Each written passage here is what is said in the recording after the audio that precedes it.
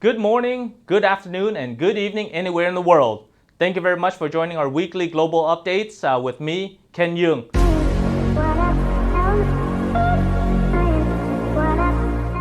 Today I want to talk about the cultural differences between the United States and Vietnam during negotiations of contracts.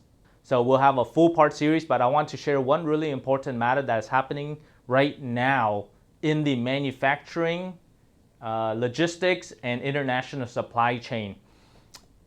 What we call contracts, negotiation strategies, and the difference between the United States and Vietnam.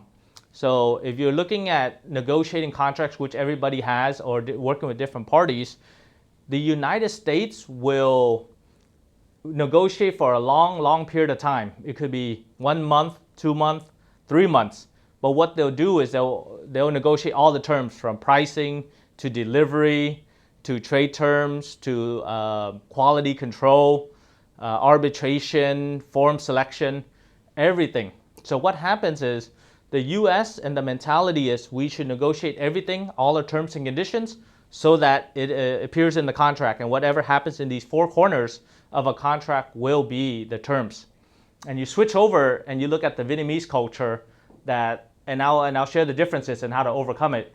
The Vietnamese are more in the mindset that we want to negotiate very quickly, very shortly, and then get into the deal so that we can begin working and making money.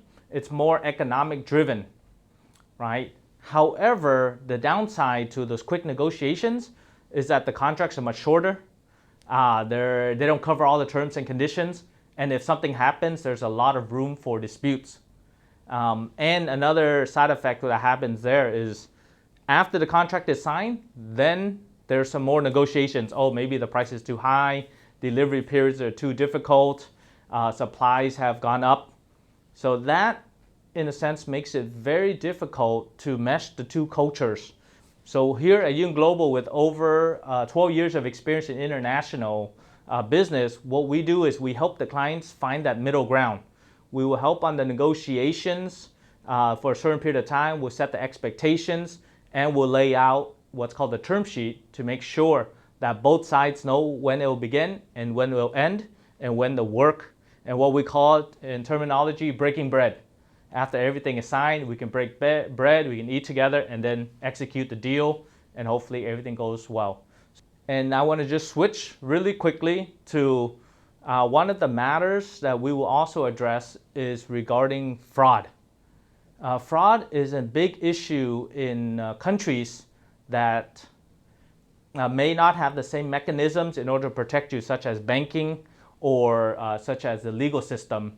So if you are working in another country, how can you overcome fraud and overcome some of the issues is by working with a local partner that understands the culture, the language, the legal systems, and the finance systems. That will help many companies to overcome some of the fraud issues. As always, thank you very much for joining us in our global weekly updates with me, Ken Young.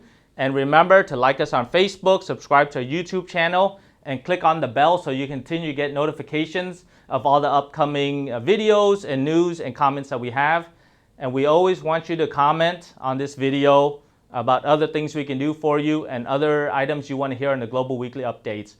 Once again, my name is Ken. Thank you, and I'll see you next week.